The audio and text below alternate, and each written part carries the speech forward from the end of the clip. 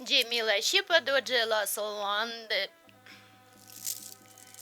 Մարդկության եւ ընդհանրապես բոլոր էակների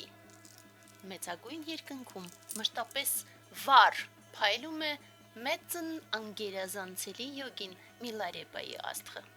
Արևմտյան աշխարհը քիչ գիտի իր մասին, ինչ դրանից դարեր շարունակ մարդիկ վստահ էին, որ երկիրը 3 ձկների վրա է։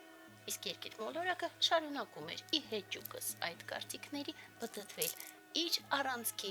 եւ արևի շուրջ։ Այնուամենայնիվ տիբետցիների համար Միլարեպան սուրբ է եւ ոչ միայն սուրբ։ Միլարեպայի կենսագրությունը նամդարը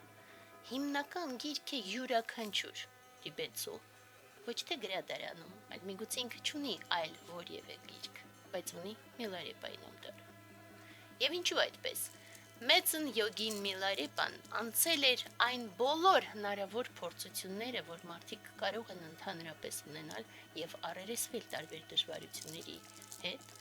եւ անցնելով տարբեր փորձություններ, նա փնտրում էր սկզբից ուսուցչին, հետագայում կարմիկ կապի շնորհիվ գտավ իր ուսուցչին անգերազանցելի յոգին մեծն Մարպային եւ հետագայում արդեն կարողացավ ամբողջ հրաժարման սխրանքը ոչ միայն գործել, այլ նաև ցույց տալ բոլորին, որ նման սխրանքները հնարավոր են եւ հեռանալով ամեն ինչից, այդ թվում հեռանալով իր ուսուցչից, բայց սրտում յուրաքանչյուր վայրկյան պահելով իր ուսուցչի լույսը եւ յուրաքանչյուր իր փոխանցումը մշտապես նվիրաբերելով առաջին հերթին հենց իր ուսուցչին, հետագայում արդեն անընդմեջ քարանձավներում մեդիտացիա էր անում, իսպառ հեռանալով հասարակությունից։ Սա է եւ մեզ համար դարեր անց ինքը 11-րդ դարի, 11-րդ դարի երկրորդ մաս, 12-րդ դարի առաջին մաս պատմական կերպար էր, բայց մեզ համար ինքը սուրբ է եւ յուրաքանչյուր անգամ ճիշտ հայացքով նայելով յուրաքանչյուր սարի գագաթին մենք կարող ենք պահի տակ տեսնել մեծն Միլարեպային։ Եվ իր ամենահայտնի մուդրան էր հենց ձեռքը ականջին բերած,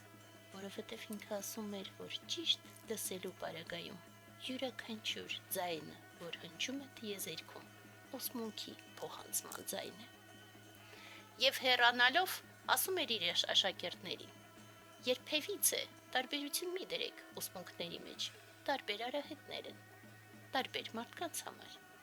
Եվ ասում էր նաև պարզ խորհուրդներ. հրաժարվեք եսասիրության ու ներքին թույներն ուժեղացնող ամեն ինչից, ու հակառակ պրակտիկա արեք այն ամենը, ինչը նպաստում է դրանց հաղթահարմանն ու օգնում մյուսներին, վարվեք այնպես, որ երբևիցե ամոթ եւ ափսոսանք չզգաք։